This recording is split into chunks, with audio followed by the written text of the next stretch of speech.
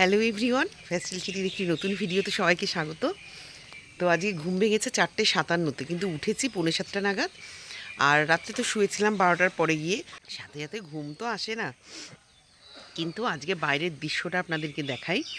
মানে কালকে সকাল থেকে তো ভালো অনেকক্ষণ বৃষ্টি হচ্ছে, এবং আজকে সকালে উঠে দেখছি পুরো সাদা বাইরের চারিদিক, মানে পুরো কুয়াশা আচ্ছন্ন।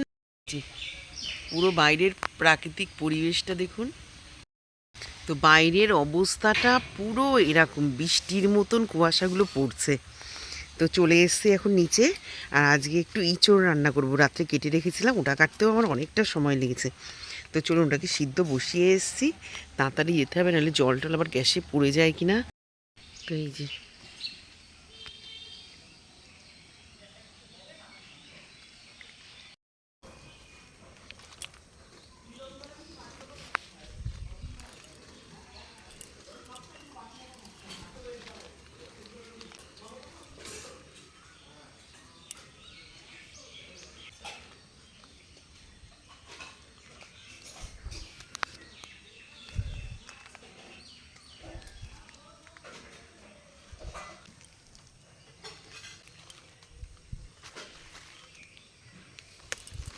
এদিকটা একটু জঙ্গল জঙ্গল, তো একটু ভয়ই লাগে আসতে। চলুন দেখুন, আর নিচগুলো পুরো ভেজা কুয়াশায়। এই যে আমাদের শীতলার ধানটা, একটু দেখুন দূরে মনে দেখা যাচ্ছে না কোনো কিছু, এত কুয়াশা আজকে।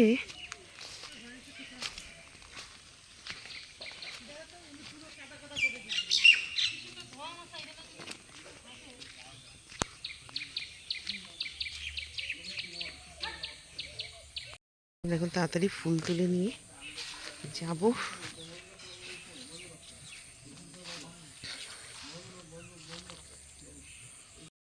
তো এখানে ইঁচড়টাকে কেটে, রাত্রিবেলায় তো বললাম যে হলুদ দিয়ে রেখে দিয়েছিলাম, সেটাকে সিদ্ধ বসিয়েছি। আর এই পাশে তো কাজ দুদিন ধরে খুলতেই পাচ্ছি না, এমন বৃষ্টি দিচ্ছে, জলের ঝাপটা আসে, আবার খুললে হাওয়া আর ইয়ে। অ্যাকোরিয়ামে লাইট জ্বালিয়ে দিয়েছি।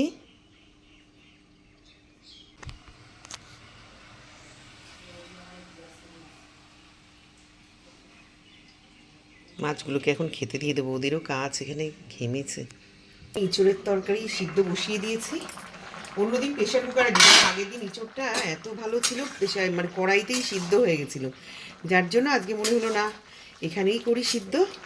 মানে মিনিমাম 4টে পেঁয়াজ কুচিয়েছি, কারণ মাংসর মতনই মশলা, মাংসর থেকেও বেশি মশলা লাগে ইঁচড়ে।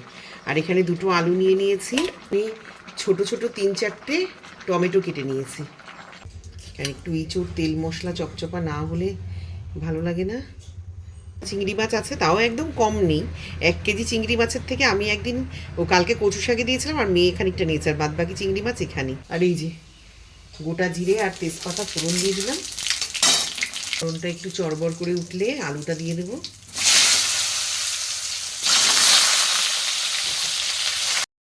আজকে পেঁয়াজ টেয়াজ কোনো কিছুই বাটা দেবো না, অনলি ফর বাটা দেবো আদা, রসুন আর কাঁচা লঙ্কাটা, এটাই হচ্ছে বাটা। মাংসে যেরকমভাবে করি আজকে সেরকমভাবেই করবো। অন্যদিনে হয়তো একটু পেঁয়াজ গেট করেও দিই বা টমেটো পেস্ট করে দিই, আজকে কোনোটাই দেবো না। তো চলুন এবার চিংড়ি মাছটাকে দিয়ে দিই।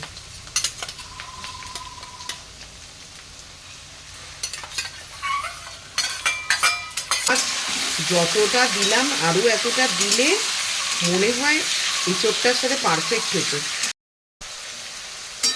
তো চলুন, চিংড়ি মাছটা একটু ভাজা ভাজা হয়েছে, তো এবার দাও। দেখুন চিংড়ি মাছ অনেক, আলুর উপরে পুরো চিংড়ি মাছই দেখা যাচ্ছে। রসুনটা বেশি না দিলে ভালো লাগবে না, কারণ অনেকটাই ইঁচড় আলু তারপরে মাছ টাছ দিয়ে প্রায় অনেকটা হয়ে যাচ্ছে।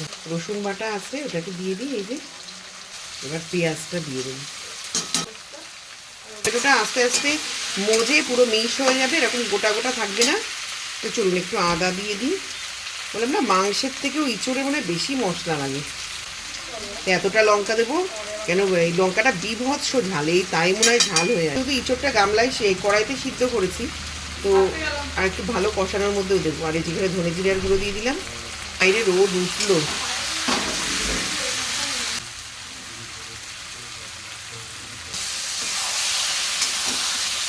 এটা কষানো হতে হতে এর মধ্যে ইঁচড়টাও দিয়ে দিই, একসঙ্গে মশলার সাথে একটু কষাই, তাহলে হয়তো ইঁচড়ের মধ্যেও মশলাটা ভালো মতন ঢুকবে।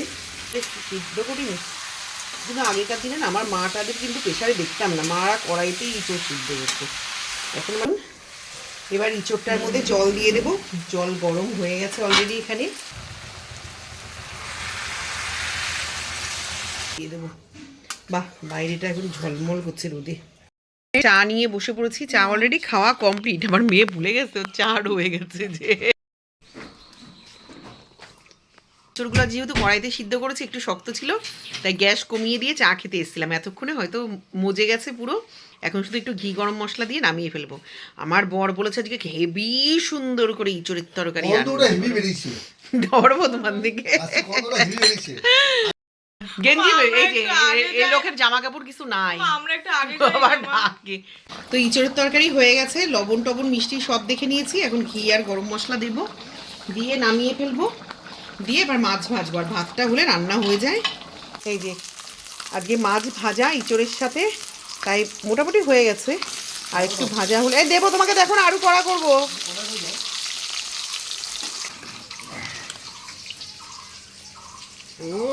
এই যে 2 ভাগে রেখে দিয়েছি ইঁচড়টা।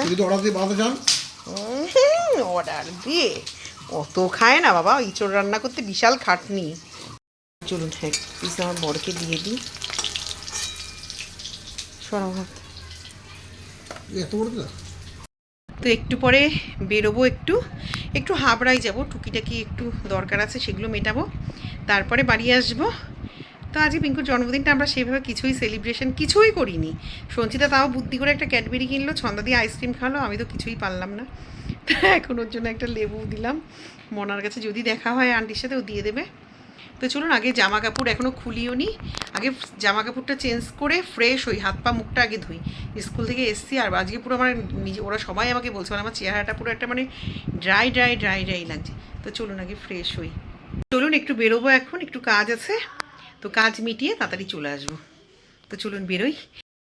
এই যে এইগুলো সব থাকে আমাদের বাড়িতে ছোটোর থেকে, মানে এগুলো জন্মিয়েছে ভক্ত বাড়িতে, এখন আমাদের বাড়িতে সব থাকে। ওই যে ভক্ত বাড়ির মালিকরা, এটা চমচমদানা, এই আমার চশমা কি রেখে আসছে, আমি তো খালি চোখে দেখতে পাচ্ছি না, এই সর্বনাশ করেছে রে। তো চলে এসেছি ভিডিওতে, দেখে একটু যাবো, কিছু কিনবো কিনা ঠিক নেই, দেখা যাক।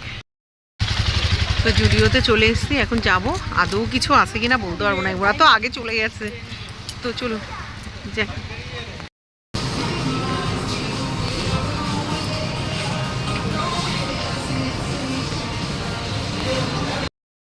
চলে এসেছি মাসির বাড়িতে, ছোট মাসির বাড়িতে, একটু দেখা করে তারপরে চলে যাবো।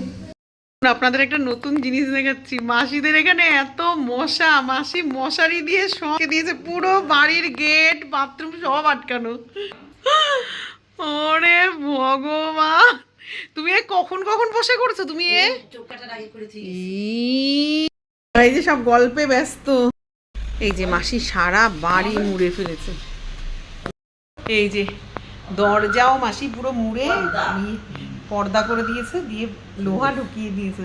চলে এসেছি বাড়িতে। তো আসার পথে আমাদের বনি আবার হসপিটালে ভর্তি, ওর পায়খানা বমি ঠিক হয়নি, তো ওকে আবার একটু দেখতে গেলাম, দেখে এই ঢুকলাম ঘরে। আর এখন বাজে রাত 12টা 15। তো এই তরকারি রুটি নিয়ে এসছে আসার সময় কিনে, ওইটাই এখন খাবো। ইঁচড় তরকারি আছে, দেখি কী খায়। আর মেয়ে ভাত খেলে ভাত দিয়ে দেবো, এখন ওটাই খাবো।